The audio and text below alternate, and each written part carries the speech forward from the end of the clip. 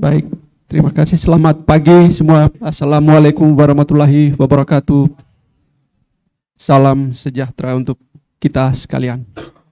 Yang saya hormati Bapak Ketua Pengadilan Tinggi Agama Kupang, yang saya hormati Wakil Ketua Pengadilan Tinggi Agama Kupang, Ketua Pengadilan Agama se-NTT yang barangkali hadir pada pagi hari ini, para hakim, para pancek dan seluruh jajaran yang barangkali juga ikut hadir pada pagi hari ini. Pertama, saya menyampaikan limpah terima kasih karena sudah berkenan mengundang kami untuk hadir di sini. Kali ini adalah undangan yang kedua kali. Saya kira sudah 2 kali saya menghadiri Rakerda ini. Pertama saya ingat di Hotel Millennium di sebelah. Kemudian ini yang kedua kali. Saya terima kasih sekali lagi Pak atas berkenan Bapak Ibu berdiskusi bersama kami. Nah, pagi ini Bapak Ibu sekalian, saya ingin berdiskusi dengan Bapak Ibu sekalian terkait bagaimana kami mengukur kualitas pelayanan publik di seluruh instansi pemerintah. Ini adalah pekerjaan kami setiap hari Bapak Ibu sekalian. Saya ingin berbagi dengan Bapak Ibu apa sih sebenarnya kualitas pelayanan publik itu yang harus Bapak Ibu siapkan sehingga seluruh instansi dikatakan telah melayani dengan standar pelayanan publik atau dengan kualitas tertentu. Bapak Ibu sekalian, barangkali saya ingin bahan PPT saya bisa dimunculkan di sana, ya, mengukur kualitas pelayanan publik. Ya, Bapak Ibu sekalian, barangkali ada di Bapak Ibu sekalian pernah membaca undang-undang tentang pelayanan publik, itu Undang-Undang 25 2009, dan undang-undang ini sudah ada peraturan pelaksanaannya yaitu peraturan pemerintah 96 tahun 2012. Ya, di sana sudah dijelaskan Bapak Ibu sekalian pelayanan publik, pengertian pelayanan publik itu sudah ada di dalam undang-undang itu adalah rangkaian kegiatan dalam rangka pemenuhan kebutuhan pelayanan sesuai dengan peraturan perundang-undangan, mulai dari barang, jasa, dan pelayanan administratif oleh penyelenggara pelayanan publik. Penyelenggara pelayanan publik ini termasuk pengadilan agama, Bapak Ibu sekalian, dan instansi yang lain. Iya, Bapak Ibu sekalian, ukuran kualitas pelayanan publik ini, kalau Bapak Ibu membaca di media sosial barangkali, mulai dari Instagram atau di Facebook, itu rupa-rupa keluhan masyarakat di sana. Ada yang maki-maki kita, ada yang tanam pohon pisang di tengah jalan, aspal yang lubang-lubang, mereka tanam pisang dan seterusnya. Itu adalah model-model protes warga, komplain warga. Ada yang maki-maki pemerintah kurang ajar, bodoh dan seterusnya. Itu bahasa-bahasa kasar yang sering kita baca di media sosial. Pertanyaannya, apakah seluruh pelayanan yang dikeluhkan itu benar adanya begitu? Apakah selalu benar begitu? Pertanyaan-pertanyaan itu apakah selalu benar sehingga memang kita harus mendengar dan menindaklanjuti? Apakah harapan mereka, ekspektasi mereka itu sudah sesuai dengan kewenangan yang ada pada kita? Belum tentu benar Bapak Ibu. Jadi pengalaman kami di Ombudsman ini, setiap hari menerima komplain, 1 bulan kurang lebih hampir 100 komplain. Itu lebih banyak diantaranya itu bersifat meminta informasi. Jadi dia tidak tahu tugas pokok fungsi instansi ini apa sehingga dia tanya. Jadi tidak semuanya benar. Karena tidak semuanya benar Bapak Ibu, diperlukan tolok ukur atau standar yang namanya standar pelayanan publik. Saya kira Bapak Ibu di seluruh pengadilan agama sudah familiar dengan standar pelayanan publik ini, dan tidak asing lagi untuk Bapak Ibu sekalian. Nah, diperlukan standar untuk mengukur kualitas pelayanan di suatu instansi pemerintah. Ya, apa itu standar-standar Bapak Ibu sekalian? Standar itu adalah pedoman penyelenggaraan pelayanan dan tolok ukur penilaian kualitas. Jadi Bapak Ibu sekalian, kalau saya mengunjungi satu instansi, entah sidak atau mengunjungi secara resmi, biasanya yang kami lihat itu adalah standar pelayanannya. Karena apa Bapak Ibu? Karena standar ini adalah tolok ukur kualitasnya. Saya mengalami kesulitan bila saya datang di satu instansi, dia belum punya standar. Katakanlah kalau waktu pelayanan dia belum urus, belum punya waktu pelayanan, standar biaya dia belum punya, maka kami sebagai pengawas sulit mengatakan bahwa pelayanan di instansi itu belum sesuai standar waktu atau belum sesuai standar tarif. Karena dia belum punya itu. Ini yang sering kami diskusikan ke seluruh pemerintah pusat maupun pemerintah daerah agar menyusun dan menetapkan standar. Apa saja standar Bapak Ibu lihat di dalam undang-undang sudah diatur di sana. Yang di sebelah kanan ini namanya service delivery. Itu adalah standar-standar yang wajib Bapak Ibu pajang di depan, di loket, dan mudah diakses oleh pengguna layanan. mulai dari persyaratan, sistem mekanisme prosedur, biaya tarif, jangka waktu, produk pelayanan, penanganan pengaduan. Jadi 6 hal ini Bapak Ibu ini wajib ada di loket. Sementara yang di sebelah kirinya itu dia ada di belakang, di back office-nya. Nah, karena itu kalau kami ke loket dan melihat standar layanan, maka yang sebelah kanan ini yang akan dilihat di tempat Bapak Ibu sekalian. Nah, Bapak Ibu sekalian, biasanya orang komplain ke ombudsman itu rupa-rupa komplainnya. Itu mulai dari biaya tidak transparan, pakai calo, harus pakai calo, kemudian terbelit-belit, waktu terlalu lama, pungli, dan seterusnya, KKN dan seterusnya. Itu pertanyaan komplain yang kami terima setiap hari di kantor. Dampak dari komplain ini Bapak Ibu sekalian tentu akan menyebabkan orang khusus di perizinan usaha dia akan sulit mengurus izin usaha, kurang, kemudian minat investasinya kurang, lapangan kerja, mengurangi potensi pendapatan daerah, dan seterusnya. Ini dampak dari buruknya pelayanan di seluruh instansi pemerintah. Ya, bagaimana dengan pelayanan di NTT Bapak Ibu? Tadi hanya sekedar gambaran. Ini kami ingin memunculkan sedikit data tentang bagaimana komplain di Nusa Tenggara Timur. Ya, Bapak Ibu sekalian, di tahun 2022 itu kami menerima kurang lebih 861 komplain secara keseluruhan. Saya sering mengatakan kalau 861 itu dibanding jumlah penduduk 5,6 tentu tidak seberapa. Tidak terlalu banyak Bapak Ibu. Jumlahnya itu 0,0 sekian persen. Kalau dianggap sebagai partisipasi, itu terlalu kecil partisipasi publik untuk menyampaikan komplain. Dibanding dengan negara-negara lain, ini kami kebetulan rekan-rekan kami itu biasanya dibawa juga untuk magang di Belanda dan Australia. Itu di sana meskipun negaranya sudah maju, komplainnya gila-gilaan dalam satu hari Bapak Ibu. Sudah sebegitu majunya tapi komplainnya gila-gilaan. Per telepon setiap hari ada komplain. Jalan rusak sedikit saja sudah dikomplain. Ada saja komplainnya setiap hari. Ini agak berbeda dengan kita di sini, komplainnya sedikit sekali. Nah, ini kurang tahu ini apakah kesadaran warga dan seterusnya sehingga kita minim komplain.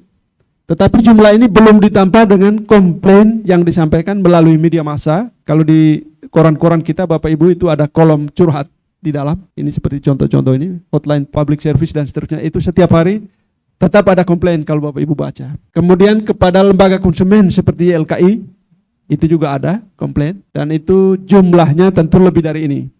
Sekarang bahkan saya amati itu warga kita lebih percaya kepada media sosial daripada kepada lembaga-lembaga pengawas yang ada, Bapak Ibu sekalian. Kalau Bapak Ibu amati di Kota Kupang ini ada yang namanya grup apa itu namanya, Kota Kupang Tabongkar atau apa itu. Itu setiap hari orang komplain ke situ. Komplainnya semuanya ke situ sekarang karena ramai sekali dibicarakan dan diviralkan, kemudian bisa ditindaklanjuti oleh pemerintah. Sehingga ini juga menjadi tantangan tersendiri bagi kami sebagai lembaga pengawas ini. Bagaimana menimbulkan kepercayaan publik untuk orang komplain. Nah, saya berterima kasih dari 861 di tahun 2022 itu tidak ada komplain terkait pelayanan pengadilan tinggi dan pengadilan agama se-NTT. Ya, Bapak Ibu. Terima kasih banyak atas pelayanannya sehingga tidak ada yang komplain. Meskipun kemarin saya baca koran itu ada judul besar, kita punya kasus perceraian ini tahun kemarin itu lebih dari 900 atau 800 lebih ya kalau tidak salah itu. Banyak sekali. Ternyata sudah meningkat tajam di NTT ini. Tapi mudah-mudahan Bapak Ibu tidak kerepotan untuk urus orang-orang cerai itu. Lumayan itu. Dan saya sungguh sekali lagi berterima kasih karena tidak ada komplain itu, dan saya berharap meskipun beban kerja Bapak Ibu terus bertambah, tahun 2023 ini tetap tidak ada komplain seperti tahun lalu. Mudah-mudahan Bapak Ibu. Nah, minimnya komplain itu Bapak Ibu ada 4 sebab. Ini saya amati di NTT. Pertama, karena pelayanan Bapak Ibu sudah memuaskan. Sudah bagus standar pelayanannya dan memang tidak perlu dikomplain karena tidak ada yang perlu dikomplain gitu. Itu kami berterima kasih jika alasannya itu. Yang kedua, orang takut melapor.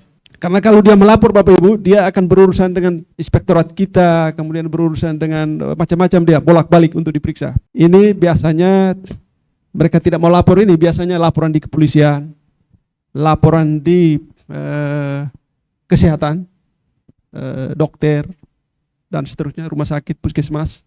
Itu kadang-kadang tidak dilaporkan karena mereka beralasan kalau kita datang lagi nanti Pak, mereka susah tidak urus kita lagi gitu. Nah, itu biasanya terjadi di situ. Ya. Sementara kita setiap tahun Bapak Ibu, komplain terbanyak yang selalu menjadi juara itu adalah kepolisian dan Badan Pertanahan Nasional. Itu sudah juara 1, juara 2, juara 1, juara 2 begitu. Karena itu saya selalu menghadiri rapat koordinasi di mereka seperti hari ini Bapak Ibu. Saya diundang hadir di sana, saya sampaikan data-datanya, apa saja komplainnya dan substansinya. Meskipun setiap tahun juara itu tidak bergeser, tapi tugas saya untuk menyampaikan ke mereka bahwa ini kalau bisa tahun depan substansi yang ini ya minimal berkurang dan seterusnya. Ini tugas kami untuk menyampaikan. Yang berikut, mereka tidak tahu kemana mau melapor, mengadu Bapak Ibu sekalian. Meskipun masalahnya banyak, dia tidak tahu kemana komplain dia. Sehingga larilah ke medsos tadi Bapak Ibu. Kota Kupang terbongkar atau apa tadi itu setiap hari orang selingkuh pun ramai di situ dibicarakan. Ramai Bapak Ibu. Jadi kalau ditulis status selingkuh begitu bisa ada ribuan orang komentar. Kalau kita tulis bilang jalan rusak di Kuanino itu sepi Bapak Ibu. Tidak ada yang mau persoalkan pelayanan publik yang buruk. Saya kurang tahu di NTT ini apakah itu tidak menjadi persoalan bersama begitu. Hanya selingkuh saja yang menjadi persoalan bersama, sehingga orang tidak kemudian berpartisipasi untuk menyampaikan masukan dan seterusnya. Nah, ini tantangan juga bagi lembaga-lembaga pengawas dan seterusnya, seperti kami dan seterusnya. Kemudian yang berikut, yang keempat, pasrah saja atau permisif. Nah, ini yang paling banyak Bapak Ibu, di NTT paling banyak orang permisif. Jadi kadang-kadang di sini Bapak Ibu, pelayanan air minum PDAM itu bisa tidak jalan 1 tahun, 2 tahun, tapi setiap bulan ditagih bebannya dan seterusnya. Tapi orang tidak komplain sama sekali orang NTT ini Bapak Ibu. Dia tidak minum air 1 tahun, tidak komplain sama sekali. Dia tetap beli air tangki 70.000 per tangki. Nah, ini juga persoalan bagi pemerintah. Kalau mereka tidak komplain, kita tidak tahu apa kesalahan kita yang perlu kita perbaiki. Sehingga dalam berbagai kesempatan rakor dengan pemerintah, kami menyampaikan agar seluruh kanal-kanal pengaduan pemerintah disebarluaskan agar mereka mudah menyampaikan komplain dan tidak permisif. Tidak permisif. Saya kurang tahu Bapak Ibu ketika bertugas di tempat lain itu apakah mereka lebih banyak komplain, banyak protesnya dibanding dengan NTT, tapi pengalaman saya di sini kita lebih banyak pasrah atau permisifnya. Kalau kita tanyakan baru mereka cerita begitu, tapi kalau tidak mereka cuek saja. Ini masalah NTT. Ya, jenis pengaduan yang paling sering mereka sampaikan Bapak Ibu itu adalah pelayanan yang terlalu lama. Jadi standar waktu. Nanti akan kami munculkan data hasil penilaian tahun 2022. Itu nanti akan muncul di sana. Ternyata waktu terlalu lama itu adalah dominan yang paling sering dikomplain oleh masyarakat NTT. Nah, waktu terlalu lama Bapak Ibu sekali lagi patokannya adalah standar waktu yang sudah ditetapkan Bapak Ibu. Katakanlah kalau berapa jenis pelayanan di pengadilan agama, lalu standar waktunya berapa lama untuk semua jenis pelayanan, itu yang jadi patokan kita untuk melihat waktunya terlalu lama atau sudah sesuai standar. Kemudian biaya pelayanan tanpa dasar hukum, pungutan liar. Nah, pungutan liar Bapak Ibu, ini sampai hari ini masih terjadi di loket-loket Samsat. Kalau Bapak Ibu berurusan dengan surat-surat kendaraan, mungkin masih ada juga di Dinas Kependudukan dan Catatan Sipil kalau Bapak Ibu urus surat-surat kependudukan. Kemudian Bapak Ibu yang urus kir kendaraan mungkin juga masih ada, Dinas Perhubungan itu masih ada. Bapak Ibu urus SIM masih ada, SIM-SIM tembak dan seterusnya hingga hari ini. Kenapa saya bilang hingga hari ini Bapak Ibu? Karena saya memasang nomor HP saya, ini sudah pernah saya cerita di rakor sebelumnya. Nomor HP saya, HP pribadi Bapak Ibu, bukan HP kantor.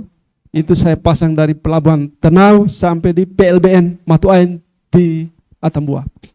Jadi setiap hari saya selalu menerima WA, SMS, manakala ada tugas yang aneh-aneh, minta-minta duit dan seterusnya. Dan tugas saya setelah menerima WA itu adalah meneruskan kepada mereka sebagai pejabat penghubungnya. Jadi kadang-kadang di PLBN Matuain, saya WA kepala imigrasinya, Pak itu ada yang minta duit di batas di PLBN. Kepala imigrasinya bingung, Pak Darius tahu dari mana? Pak itu ada nomor saya di sana, ada 2 nomor di pintu keluar, pintu masuk. Itu para pelintas batas itu tiap hari lewat di situ, duduk dan melihat ada nomor HP mereka WA. Dan itu cara saya untuk mendeteksi atau memudahkan orang komplain dan saya teruskan ke Bapak Ibu. Pun demikian dengan di pengadilan agama Bapak Ibu, saya izin nanti kalau ada komplain mungkin saya akan mendahulukan komunikasi via WA ke Bapak Ibu untuk menyampaikan bahwa ada komplain sebelum ada surat resmi Bapak Ibu. Kalau surat resmi itu sudah di pemeriksaan itu lama kita mondar-mandirnya, jadi saya biasanya upaya pertama yang saya lakukan adalah me-WA Bapak Ibu sekalian menyampaikan ada komplain atas nama ini, substansi komplainnya apa, mohon dibantu tindak lanjutnya. Biasanya begitu standar saya WA Bapak Ibu. Ya. Kemudian diskriminatif, ya ini diskriminatif ini tergantung salam stempel. Ini saya biasa bilang salam tempel. Jadi kadang-kadang kita antri setengah mati tapi sebagian sudah di depan. Ternyata dia pakai salam tempel tadi, ada amplop-amplop yang dia upayakan untuk menempel di tangan-tangan petugas sehingga dia didahulukan. Itu juga masih banyak terjadi di Indonesia hingga hari ini Bapak Ibu, sehingga kami terus berupaya untuk mengurangi. Kemudian pengadaan barang dan jasa. Kemudian jenis pengaduan yang lain adalah pelanggaran kode etik dan disiplin pegawai. Ini juga ternyata banyak Bapak Ibu, gaji tidak dibayar, pemberhentian mutasi. Kemudian sekarang ini ya soal apa namanya ini, pengangkatan P3K dan seterusnya, ini juga sudah ramai sekali. Dan itu banyak masuk ke kami. Lanjut Bapak Ibu.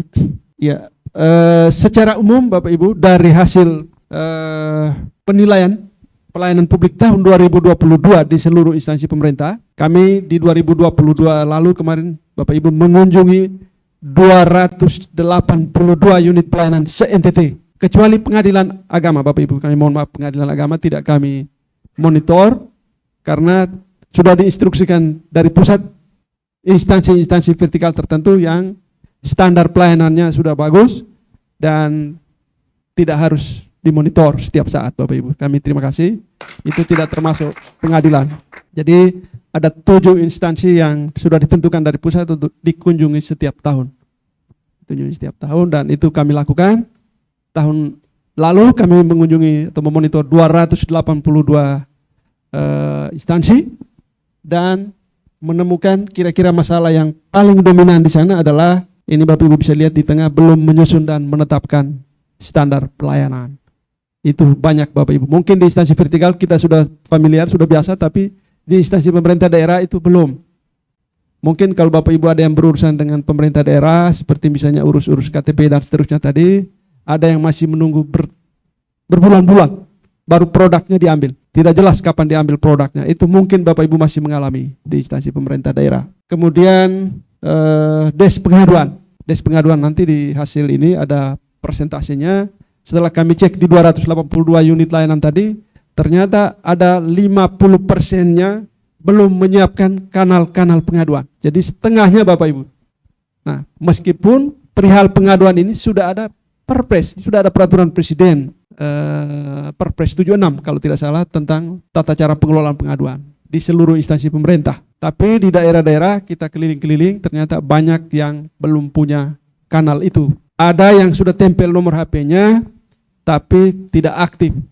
Kalau kita WA berbulan-bulan tidak pernah balas. Nah, itu ada yang karena formalitas saja Bapak Ibu. Karena sekarang ini pemerintah minta kita harus sudah mencanangkan SETI. Di dalam itu di BPK BBM itu antara lain salah satunya adalah kanal-kanal pengaduan. Saudara-saudara kita ada yang menempel nomor HP tapi tidak aktif ketika dihubungi. Itu sudah sering saya coba Bapak Ibu. Kontak tidak pernah dihubungi tidak pernah dijawab. Jadi itu bukanlah tujuan pemerintah Bapak Ibu. Jadi kanal-kanal pengaduan itu maksudnya memang harus kita amati setiap saat dan kita kelola pengaduannya. Bukan sekedar formalitas. Permasalahan lain Bapak Ibu, lanjut next ya. Belum tersedia, lanjut mundur lagi. Belum tersedia sarana penunjang untuk disabilitas. Kalau ini memang paling banyak sudah Bapak Ibu yang begini. Mereka masih mengeluh bahwa Pak Darius, bagaimana kita menyiapkan untuk orang normal, orang yang disabilitas, untuk orang normal saja kita sudah babak belur ini. Nah itu persoalan di kita. WC-nya tidak ada ya. Saya pernah mendatangi satu dinas di satu kabupaten, itu komputernya hanya 1 biji saja. Kalau dia print, dia keluar lagi, dia pinjam di luar, sewa lagi. Itu ada seperti di NTT ada begitu Bapak Ibu. Itu memang fasilitasnya memang sangat memprihatinkan. Dan apalagi yang disabilitas ini Bapak Ibu, ini yang kita tanya kursi roda, rambatan macam-macam itu jangan ditanya, itu susah itu mereka. Nah, itu meskipun undang-undang mengatakan bahwa ini adalah standar sarpras untuk seluruh instansi pemerintah, kita harus siapkan. Entah ada orang yang datang atau tidak, yang disabilitas atau berkebutuhan khusus datang atau tidak, kewajiban pemerintah untuk menyiapkan fasilitasnya. Begitu Bapak Ibu. Jadi saya yakin di tempat Bapak Ibu sudah ada kursi-kursi roda, itu pasti ada lah di pengadilan itu. Kemudian survei kepuasan, ya kita Bapak Ibu sesuai dengan peraturan Menteri PAN, survei kepuasan ini dilakukan 1 tahun sekali minimum, paling kurang 1 kali setahun. Kalau Bapak Ibu melakukan 2 kali setahun, terima kasih. 3 kali setahun, terima kasih. 4 kali ya silakan. Tapi aturan mengatakan kita minimal 1 tahun 1 kali. Bapak Ibu. Ya, Bapak Ibu sekalian, dari hasil survei kemarin, Bapak Ibu bisa lihat di sini ada sekitar 31,97% dari 282 instansi tadi itu tidak mencantumkan biaya atau tarif pelayanan di instansinya. Nah, ini Bapak Ibu bisa bayangkan, tidak mencantumkan sama sekali. Jadi menjadi pintu masuk calo Bapak Ibu sekalian. Karena tidak ada tarifnya, maka calo-calo berkeliaran di sana sini.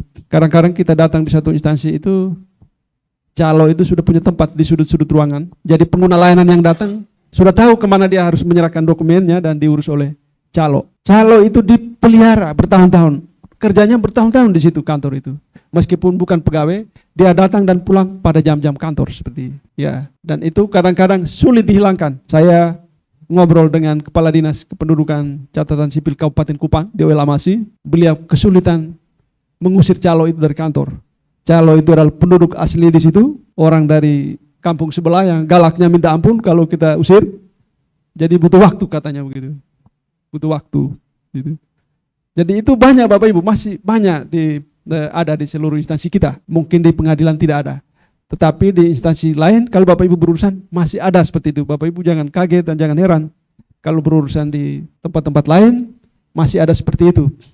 Memang urusan kita menjadi lebih cepat dan lebih mudah, tetapi dia memotong kompas karena berkas itu tidak melalui loket, dia bisa muncul di belakang back office, tanda tangan dan kita ambil gitu. Dan ini sebabnya saya amati karena kita tidak mencantumkan standar tarif untuk seluruh pelayanan di tempat kita, entah dengan sengaja atau tidak sengaja, demikian, sehingga warga tidak tahu berapa tarifnya dan dia percaya saja sama calo. Dan ini angkanya tinggi 31, sekian. Kemudian ketersediaan produk layanan ini 16,61, ini tidak terlalu kecil. Produk pelayanan ini maksudnya ya tadi kita sudah urus sesuatu, produk pelayanannya kita tidak tahu kapan ambil. Nah, ini juga masalah di kita. Lanjut ya, maklumat Bapak Ibu, masih ada sekitar 23,20% instansi kita belum mengumumkan maklumat pelayanan. Maklumat pelayanan nanti akan kita lihat isinya, saya kira Bapak Ibu sudah punya semua. Saya berjanji melaksanakan standar pelayanan dengan sebaik-baiknya dan seterusnya.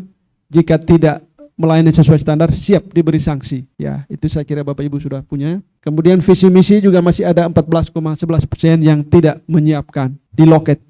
Moto juga masih ada 25%. Nah, ini yang agak lebih fatal, ini persyaratan layanan. Itu juga masih ada 19,44% yang tidak menyiapkan syarat pelayanan Bapak Ibu. Jadi Bapak Ibu bisa bayangkan kita datang di loket itu tanpa informasi apapun tentang jenis layanan apa saja di instansi itu dan apa saja syarat-syaratnya. Sehingga tadi kita terpaksa harus melalui pintu belakang lagi, calo lagi, karena tidak ada informasi yang memadai untuk itu. Ya, sistem mekanisme prosedur masih ada 23,51% yang belum siap. Nah, ini jangka waktu Bapak Ibu tadi saya sampaikan lamanya layanan itu ada 35,11% dari 282 instansi. Waktu layanan. Sementara pada saat penilaian waktu layanan itu selalu dilihat. Sehingga kami selalu minta teman-teman di seluruh instansi pemerintah agar selalu menyusun dan menetapkan standar pelayanan, termasuk di dalamnya salah satunya adalah standar waktu. Standar waktu. Ya, ini untuk kelompok marginal atau rentan, Bapak Ibu, ini juga skalanya kecil. Kita tanya mereka banyak yang tidak tahu bahwa Oh ternyata kita punya kewajiban untuk menyiapkan begitu ya Pak, begitu. Itu pertanyaan mereka. Oh kita ternyata harus wajib menyiapkan untuk mereka ya. Ya. Itu ada pertanyaan-pertanyaan yang sering mereka ajukan. Ini skalanya tidak terlalu besar, 3,63. Ya, Bapak Ibu sekalian, ini unit pengaduan yang tadi saya sampaikan. Instansi kita, kanal-kanal pengaduan ini tidak disiapkan, sehingga yang tidak memiliki kanal pengaduan atau unit pengaduan ini 50,78%. Jadi jauh lebih banyak daripada yang sudah memiliki, Bapak Ibu. Nah, saya berharap di tempat Bapak Ibu sudah punya kanal-kanal itu. Katakanlah kalau unit kita tidak punya unit ini, berarti kita harus siapkan SDM-nya, sarprasnya dan seterusnya. Tetapi kanal-kanal pengaduan cukup, nomor HP dan pejabat yang mengelola pengaduan sudah cukup. Mudah-mudahan Bapak Ibu sudah siapkan dan aktif. Aktif Bapak Ibu kalau kita monitor. Saya berterima kasih medsos Bapak Ibu sekalian, medsos pengadilan, terutama Instagram, itu aktif sekali dan saya selalu like setiap hari kalau saya ikuti. Memang karena kami ini tugasnya memonitor, mendengar keluhan, setiap hari harus saya akses Bapak Ibu. Jadi saya tahu kegiatan-kegiatan di seluruh pengadilan agama yang aktif di Instagram, itu pasti saya ikuti. Saya ikuti. Dan saya berterima kasih karena informasi itu masih Bapak Ibu sampaikan setiap hari. Nah, ya apalagi pengadilan tinggi agama, itu setiap hari saya amati bisa 1-2 konten yang disebarkan. Dan untuk itu saya berterima kasih. Mudah-mudahan kalau ada kanal pengaduannya Bapak Ibu, itu juga aktif dijawab Bapak Ibu. Jangan sampai tidak dijawab Bapak Ibu sekalian. Jadi dijawab agar ada kepercayaan publik ketika dia komplain. Ya Bapak Ibu sekalian, dari berbagai hasil penilaian ini kami berkesimpulan bahwa kendala utama kualitas pelayanan publik ini di Indonesia secara umum, Indonesia itu rendahnya kepatuhan standar pelayanan. Rendahnya kepatuhan ini Bapak Ibu mengakibatkan berbagai jenis maladministrasi ikutannya, lalu mengakibatkan ekonomi biaya tinggi, ya, hambatan investasi dan seterusnya, hingga yang terakhir yang paling menyusahkan kita itu adalah kepercayaan publik terhadap pemerintah ikut menurun dan berpotensi mengarah kepada apatisme publik. Seperti tadi saya sampaikan Bapak Ibu, orang aspalnya lubang, bukan mereka beritahu lurahnya, tapi tanam pisang di tengah. Ini terjadi. Di Kupang paling sering tanam pisang Bapak Ibu. Kemarin 2 hari yang lalu tanam pisang juga. Di mana itu? Kemarin sempat saya ambil gambarnya. Kita tanya kenapa tanam pisang? Ya, karena ini kan kita sudah sampaikan berkali-kali di dalam musrenbang itu. Tapi tidak diperhatikan, ya kita tanam pisang saja Pak. Begitu ya. Itu sebenarnya pukulan untuk pemerintah. Tidak ada komunikasinya begitu. Dan ini kita alami di Kupang Bapak Ibu, yang soal tanam pisang dan seterusnya ini paling banyak. Lalu makian-makian di medsos itu juga ramai. Itu kami anggap karena itu mereka kurang percaya sama pemerintah sehingga komplainnya ke sana. Rendahnya implementasi standar ini Bapak Ibu sekalian, ini juga menyebabkan korupsi dan inefisiensi birokrasi yang ujung-ujungnya kualitas pelayanan publik kita menjadi rendah. Kemarin dalam ukuran-ukuran standar pelayanan publik se-Indonesia masih ada banyak kabupaten kota yang zona layanan publiknya kami kasih zona merah. Zona merah ini artinya masih banyak yang belum memenuhi standar pelayanannya. Dan ini sudah kami sampaikan kepada Bapak Presiden agar menjadi perhatian. Lanjut, Bapak Ibu sekalian, jika demikian, kira-kira pelayanan publik seperti apa, kualitas pelayanan publik seperti apa yang kita harapkan? Nah, Bapak Ibu sekalian, ada 5 hal, ini saya kira pernah saya sampaikan di Bapak Ibu sekalian, terutama Bapak Ibu yang sudah menuju BPKB BBM, itu ada 5 hal yang mesti dilakukan jika Bapak Ibu ingin kualitas pelayanan di tempat Bapak Ibu baik, bagus dan terus ditingkatkan. Yang pertama adalah standar pelayanan publik tadi yang ada 14 tadi. Itu betul-betul harus sudah disusun dan ditetapkan dengan surat keputusan ketua pengadilan. Nah, Bapak Ibu sekalian, ini sering menjadi soal untuk seluruh instansi vertikal karena standar pelayanan publiknya kadang-kadang ditentukan oleh pusat. Saya kurang tahu kalau di pengadilan ini bisa-bisa mungkin melalui edaran atau edaran ketua Mahkamah Agung barangkali, edaran dirjen. Nah, padahal maksud standar pelayanan publik menurut undang-undang ini Bapak Ibu adalah kita susun berdasarkan kemampuan dari penyelenggara itu sendiri. Kemampuan ini adalah kemampuan SDM-nya di dalam, kemampuan anggarannya dan kemampuan sarprasnya. Dengan demikian, tentu seluruh Indonesia tidak punya standar yang sama. Nah, tentu standar waktu pelayanan untuk satu jenis layanan di kantor pengadilan agama Kupang misalnya, itu mungkin tidak bisa sama dengan pengadilan agama di Garut sana atau di Bandung sana, karena SDM-nya dia mungkin lebih banyak dari kita. Itu maksud standar pelayanan yang dibuat pemerintah, agar tidak dibuat sama seluruh Indonesia.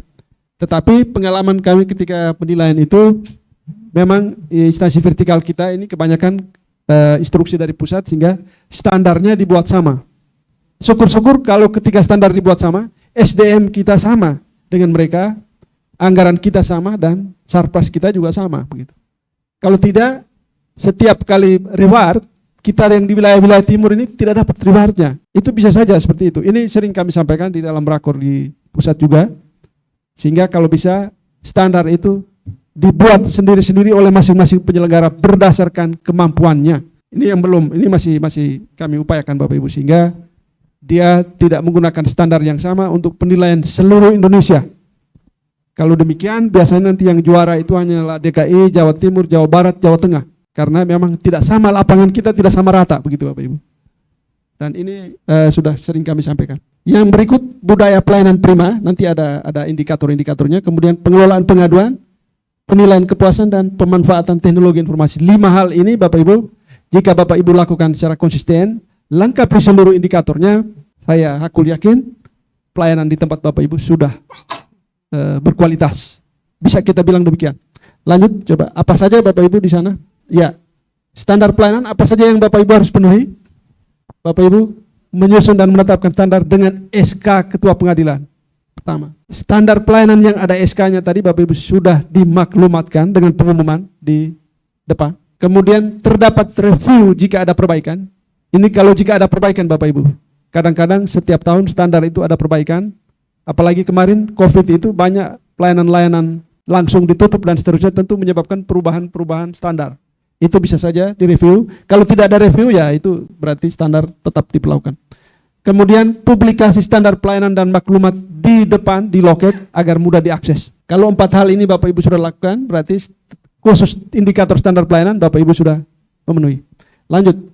Ya, ini contoh-contohnya saja.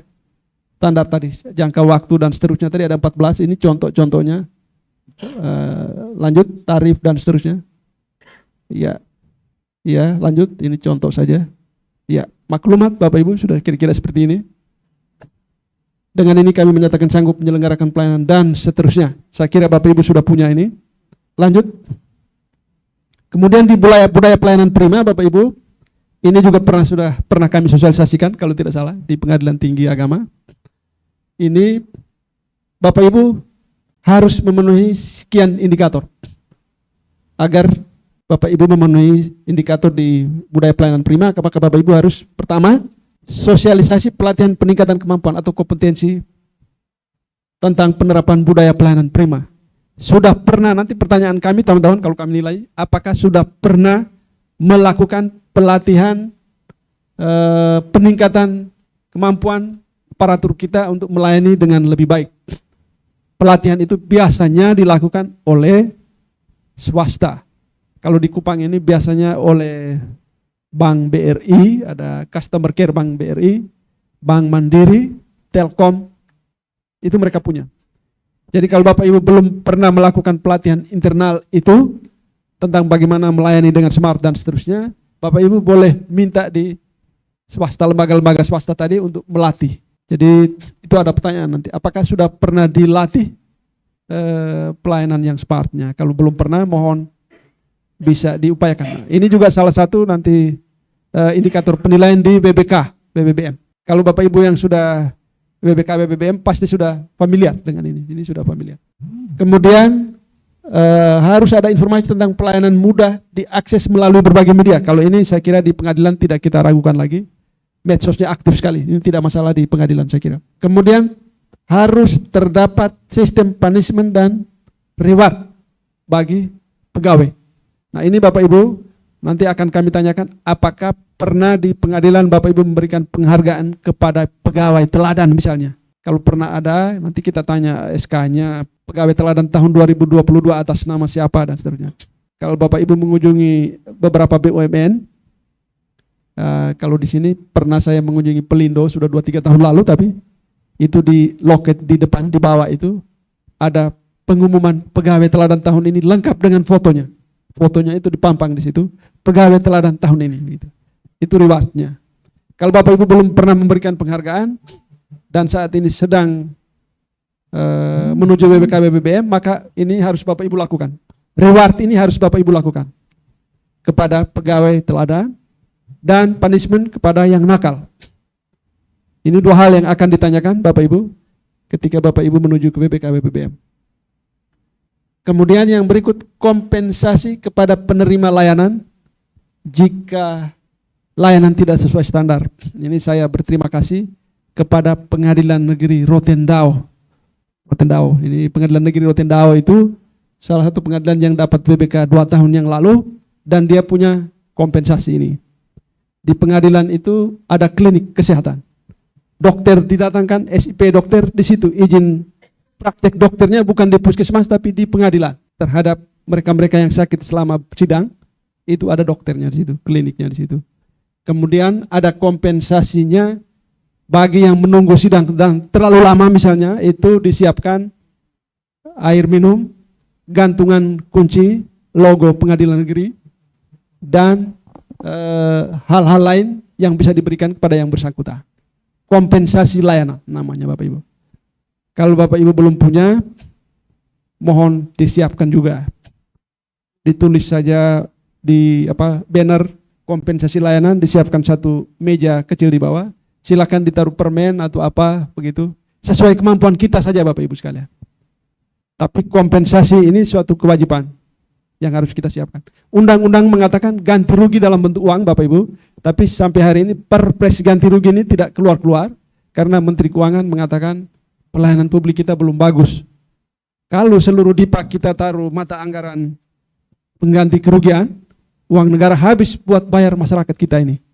Sehingga kalau bisa itu kita tunggu dulu, kita pakai kompensasi yang kecil-kecil dulu. Karena itu kompensasinya bisa dalam bentuk permen, coklat, atau yang lain, gantungan kunci dan seterusnya Bapak Ibu. Kalau Bapak Ibu ke Kejaksaan Negeri Kota Kupang, di sana kompensasinya ada coklat. Saya lihat coklat tersusun rapi di dalam dan ditulis kompensasi. Itu bisa saja Bapak Ibu. Kalau kita punya anggaran bisa disiapkan. Kemudian terdapat sarana layanan terpadu jika ada. Layanan terpadu satu pintu saya kira ada di tempat Bapak Ibu ada. Kemudian terdapat inovasi pelayanan, minimal satu inovasi. Dan saya yakin di tempat Bapak Ibu punya juga inovasi ini. Kalau yang belum punya Bapak Ibu mohon disiapkan. Inovasi ini biasanya pegawai-pegawai kita yang baru itu anak-anak muda itu kreatif. Mereka mudah bikin inovasi layanan digital. Kalau bisa, kalau belum punya ya Bapak Ibu sekalian. Ini hal-hal yang akan kita tanyakan di budaya pelayanan prima, indikator budaya pelayanan prima. Lanjut, di budaya pelayanan prima ini Bapak Ibu, saya pernah dibawa belajar di beberapa kantor yang layanannya bagus. Itu di PTSP Denpasar. Saya dibawa belajar di sana, kemudian saya dibawa juga belajar di PTSP Batam. Itu mereka punya buku panduan melayani di depan, di loket. Itu ada buku sakunya Bapak Ibu. Buku itu ditaruh di depan, di loket. Semua petugas di front office itu sudah paham isinya. Itu kira-kira seperti ini. Ini bahkan bagaimana kita menghormati tamu, menerima telepon, itu semua diatur di dalam buku itu. Mungkin kalau di sini saya belum pernah lihat ya, di NTT belum pernah saya lihat. Tetapi petugas front office itu dia sudah hafal betul isi buku itu. Sehingga setiap tamu yang datang itu dia akan memberi salam dan seterusnya. Selamat pagi, bagaimana etika menerima telepon, etika salam dan seterusnya diatur di dalam buku itu. Dan dikuasai betul oleh teman-teman yang di depan. Ini juga menjadi penilaian pada saat Bapak Ibu mengikuti BPK BBM itu. Sehingga mungkin Bapak Ibu ada yang bertanya, kapan ini tim penilai pusat ini datang lihat kita ya begitu. Tiba-tiba sudah ada hasil penilaian. Padahal dia sudah datang Bapak Ibu, dia sudah datang dengan sistem whistleblower. Dia mengirim orang datang untuk berurusan dengan pelayanan Bapak Ibu di depan, berurusan dengan teman-teman yang di front office. Nanti dia sudah mulai menilai, ini mulai dari salam dan seterusnya. Ditanyakan tupoksi, pengadilan, SOP. Kalau dia sudah salah-salah jawab dan tidak mengerti ya itu dia sudah dianggap itu tidak memenuhi syarat dan seterusnya. Itu yang sering dilakukan oleh tim penilai pusat. Mudah-mudahan kita di NTT ini bisa, meskipun Bapak Ibu kita orang NTT ini ya muka kita ini agak sangar-sangar, barangkali senyumnya susah, tapi hati saya kira baik Bapak Ibu sekalian. Ya, mudah-mudahan begitu. Bapak Ibu mungkin yang bertugas di NTT mudah-mudahan mengalami itu. Mungkin sangar-sangar kita senyumnya susah. Ya, betul Bapak, tapi hati tidak Bapak Ibu, hati baik lah saya kira. Ya, jadi mungkin kita agak, kalau kita membaca ini kita terapkan untuk orang-orang NTT barangkali agak ribet juga begitu. Ya. Kita kurang senyum dan seterusnya barangkali, tetapi bisa kita cobalah saya kira. Nah, kalau Bapak Ibu lihat sekarang misalnya kalau Bapak Ibu datang di kantor gubernur NTT, di depan itu sudah ada tugas yang disiapkan, itu pihak ketiga yang ditunjuk untuk menerima tamu itu sudah menerapkan ini, mulai dari salam, sapa dan seterusnya. Mereka berseragam khusus, bukan pegawai kantor gubernur tapi orang yang disiapkan untuk menerima tamu. Ini salah satu yang dilakukan pemerintah. Lanjut.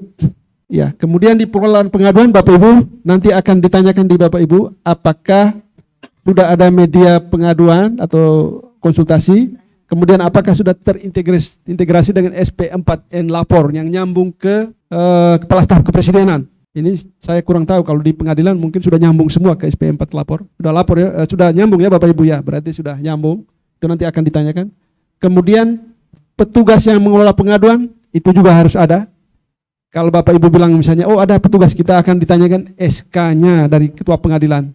Seperti apa begitu.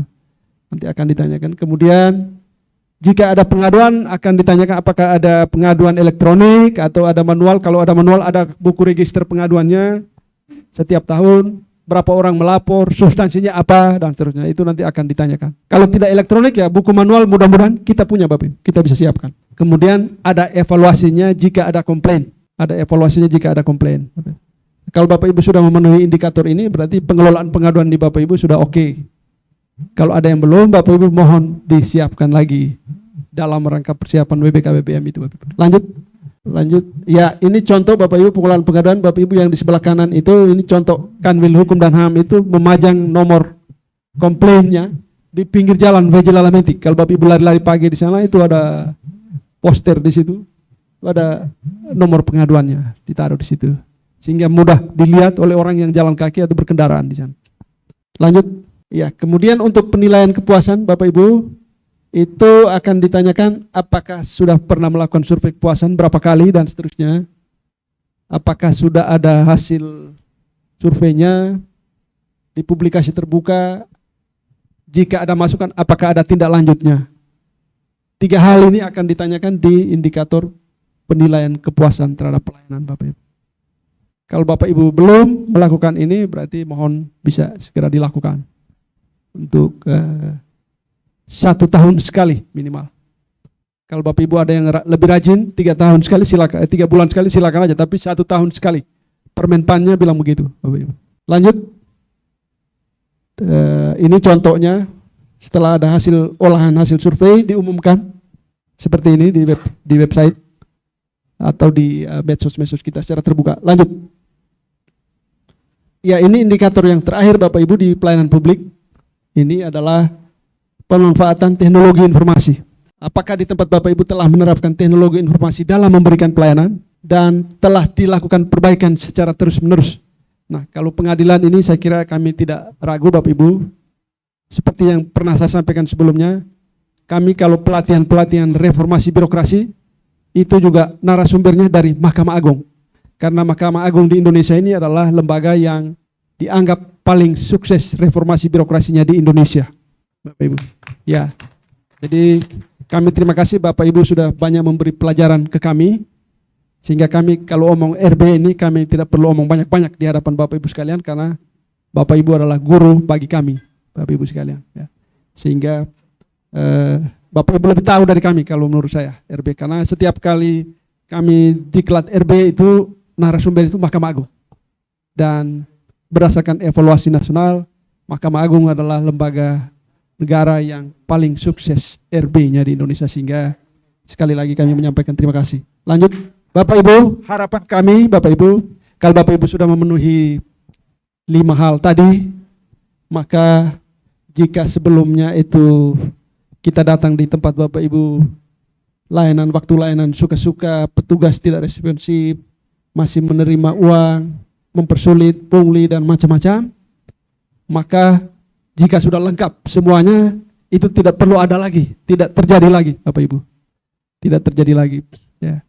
Bapak Ibu, ya kalau ada 1-2 orang barangkali yang nakal-nakal mungkin saja masih ada, tapi kita berharap Bapak Ibu itu tidak ada lagi, Bapak Ibu. Saya, Bapak Ibu, kadang-kadang menyampaikan kesedihan saya di hadapan forum-forum seperti ini karena dalam berbagai kesempatan kami ini Bapak Ibu di peraturan Menteri PAN itu selalu menjadi saksi kalau Bapak Ibu mencanangkan zona integritas, saksi, ikut tanda tangan bersama-sama dengan Bapak Ibu sekalian. Tapi pengalaman saya di NTT ini, saya sudah saksi mondar-mandir saksi di berbagai instansi, itu masih ada 1-2 instansi yang saya baru pulang tanda tangan ZI saksi, baru sampai di kantor, orang sudah WA, sudah telepon, Pak, kami layanan di kantor ini kami harus bayar lagi, Pak. Nah, ya, itu saya sedih sekali. Kemarin dalam rakor dengan Kanwil Hukum dan HAM juga saya sampaikan di seluruh kepala rutan lapas imigrasi. Itu satu waktu saya baru 1 minggu barangkali saya menjadi saksi ZI di satu lapas rutan. Per 1 minggu yang lalu Bapak Ibu, itu sudah ditelepon oleh warga binaan.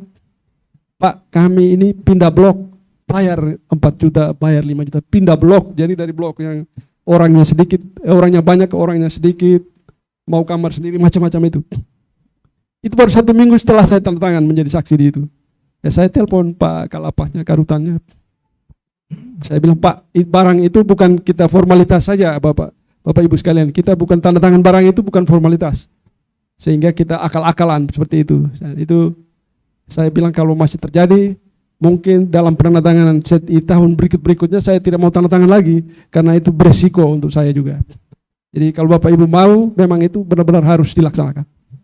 Dan saya selalu menyampaikan secara terbuka begitu di dalam forum-forum Bapak Ibu, karena tugas saya memperbaiki layanan Bapak Ibu.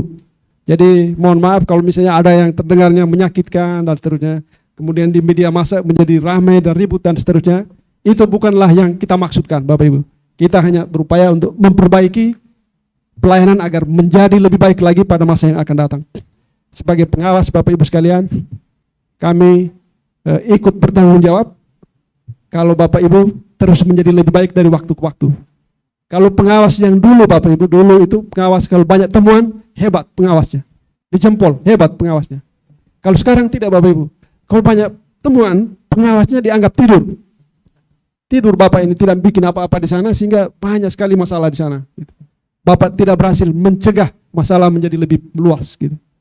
Sehingga Bapak Ibu, model pengawasan sekarang ini kita sudah mondar-mandir persuasi sana sini, mencegah sana sini supaya tidak terjadi. Iya Bapak Ibu, lanjut. Ini apa yang dilakukan oleh Ombudsman, ini singkat saja. Selama ini yang kami lakukan, lanjut. Bapak Ibu, kami punya kewenangan, lanjut ya, lanjut. Kami punya kewenangan di dalam undang-undang itu adalah boleh mengunjungi loket layanan Bapak Ibu tanpa pemberitahuan. Atau kalau yang dulu disebut kerennya itu sidak, itu kira-kira begitu.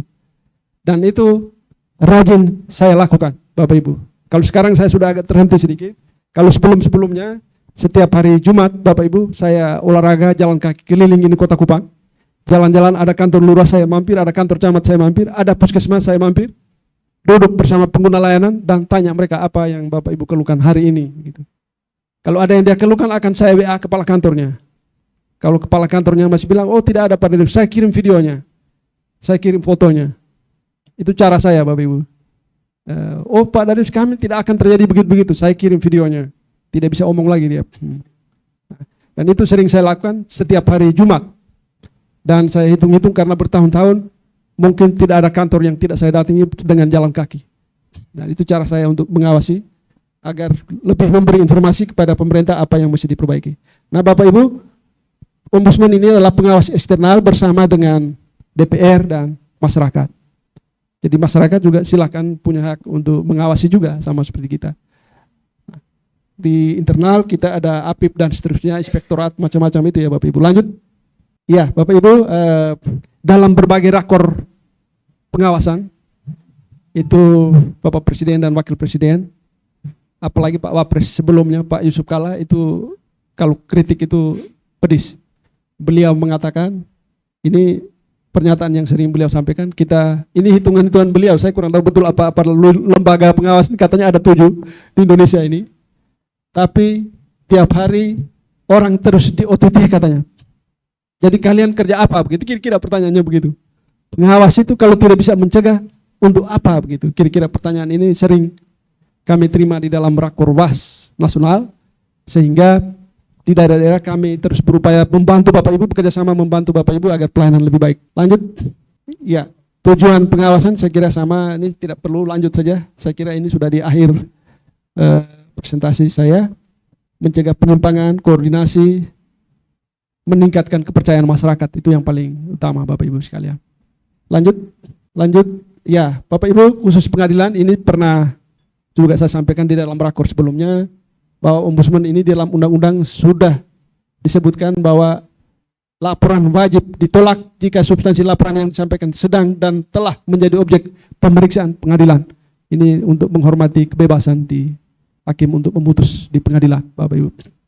Jadi kalau ada yang melapor di sana, kita tanya apakah sudah sedang dalam proses pengadilan. Kalau belum bisa, kalau yang sudah itu tidak bisa kita, laporannya tidak bisa kita terima. Kecuali laporan tersebut menyangkut tindakan maladministrasi dalam proses pemeriksaan di pengadilan. Itu misalnya jadwal sidang tidak jelas, hakimnya tidak datang-datang meskipun jadwal sidangnya sudah dikeluarkan. Nah, itu paling banyak pengadilan negeri protesnya begitu. Sidangnya jam 9, di undangan mulainya jam 2 siang. Dan kadang-kadang sidangnya sampai jam 12 malam. Saya kurang tahu kalau di pengadilan agama ini apa ada sidang sampai jam 12 malam, tapi di Tipikor itu Bapak Ibu saya pernah nonton itu sampai jam 12 sampai setengah 1 malam. Saya membayangkan pada jam-jam itu terdakwa itu jawabnya apakah tertidur, sedang tertidur, apa jawabnya seperti apa, tapi itu sudah sering sekali sidang sampai jam setengah 1 malam. Lanjut. Ini upaya yang kami lakukan Bapak Ibu, ini yang ombudsman lakukan. Kalau ada laporan saya kira tidak perlu, lanjut saja. Jadi ini upaya-upaya yang kami lakukan Bapak Ibu, mulai dari layanan, monitor, sidak, survei, macam-macam yang kami lakukan setiap tahun. Dan saya termasuk yang juga agak rajin sidak. Di Samsat saya datangi, di Satlantas SIM saya datangi, di Sah Bandar, pokoknya yang ada pos-pos untuk indikasi-indikasi pungli paling banyak itu saya datangi Bapak Ibu. Di Sah Bandar itu pernah saya datangi dan pengguna layanan mengatakan kepada kami, Pak, saya sudah pengalaman ngurus surat-surat kapal 29 tahun dengan pembayaran yang lebih dari tarif PNBP. Baru kali ini Bapak datang memberitahu bahwa harusnya saya bayar sekian sesuai PNBP. Artinya pungli di sini terjadi sudah 29 tahun. Ketika Bapak datang, pas Bapak datang, bayangkan itu Bapak Ibu.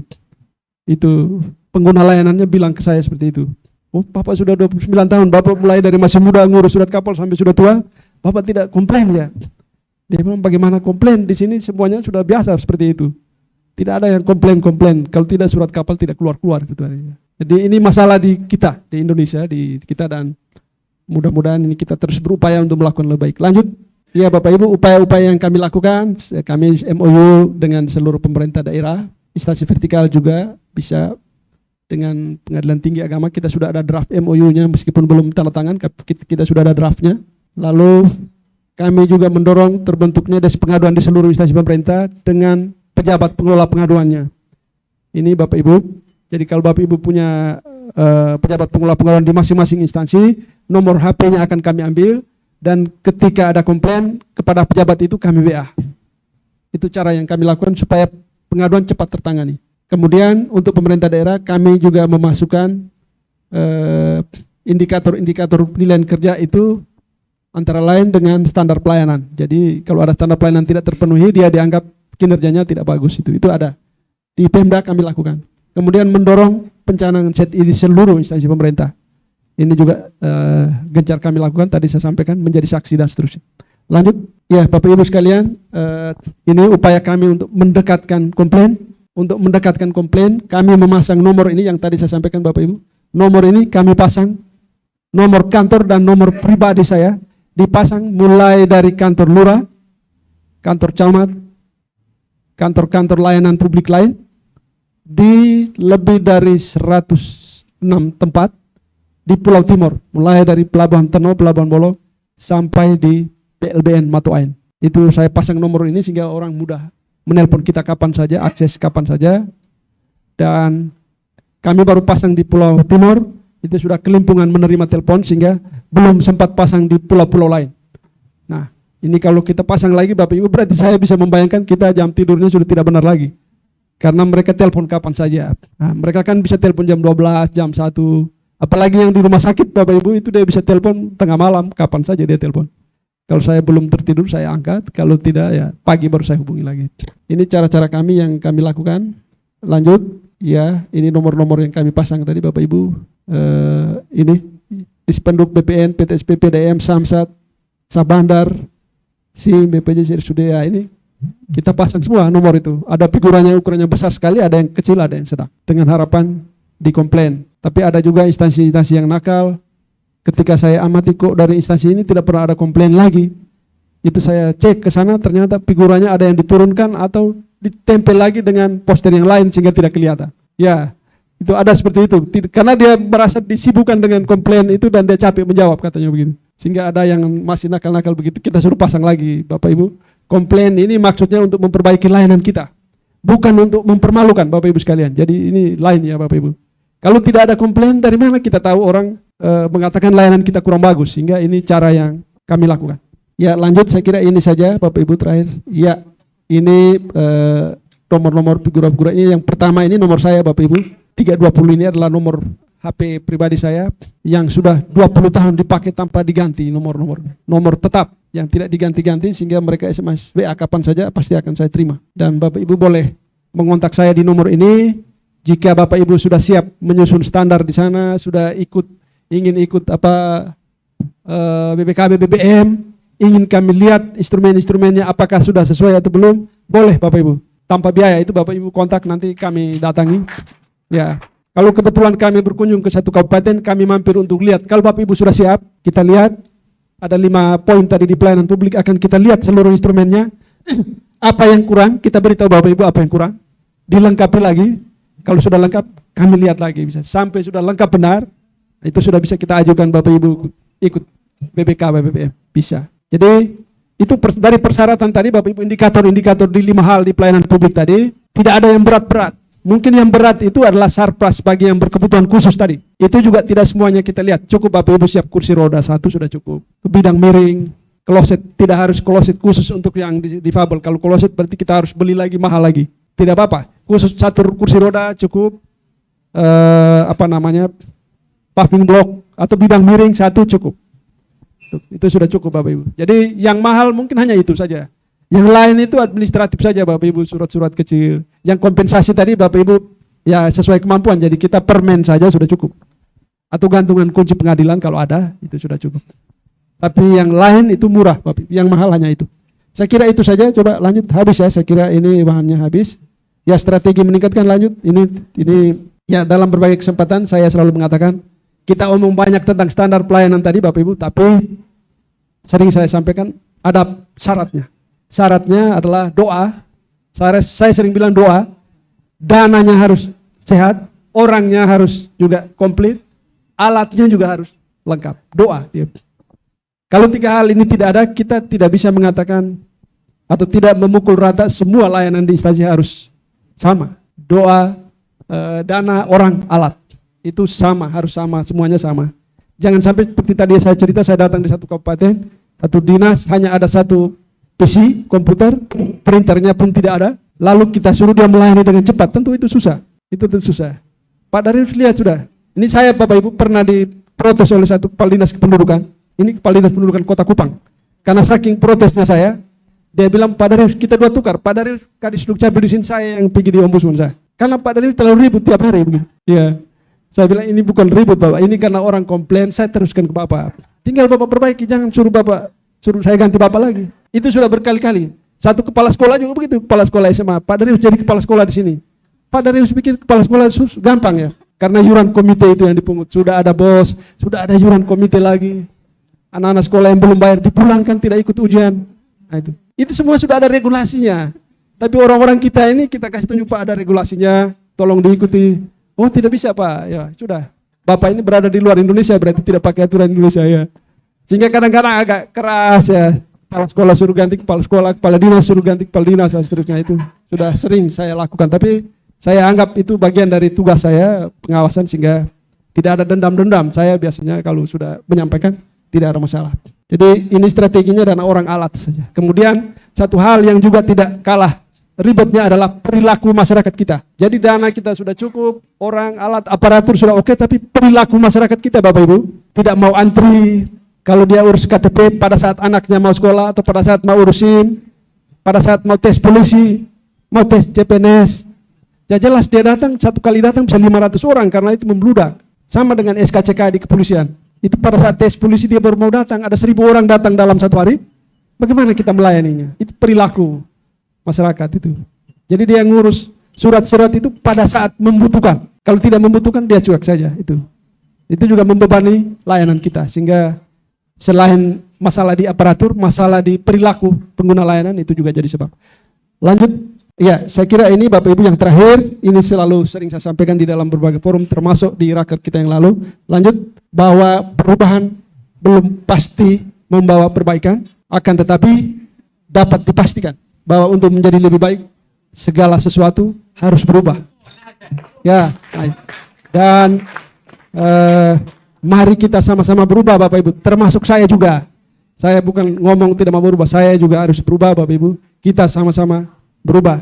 Mudah-mudahan saya berharap Pengadilan Tinggi Agama dan Pengadilan Agama se-NTT ini terus berbenah pelayanannya, dan di tahun 2023 ini tetap zero complaint, tidak ada complaint Bapak Ibu. Terima kasih sekali lagi atas waktunya. Selamat siang untuk kita semua.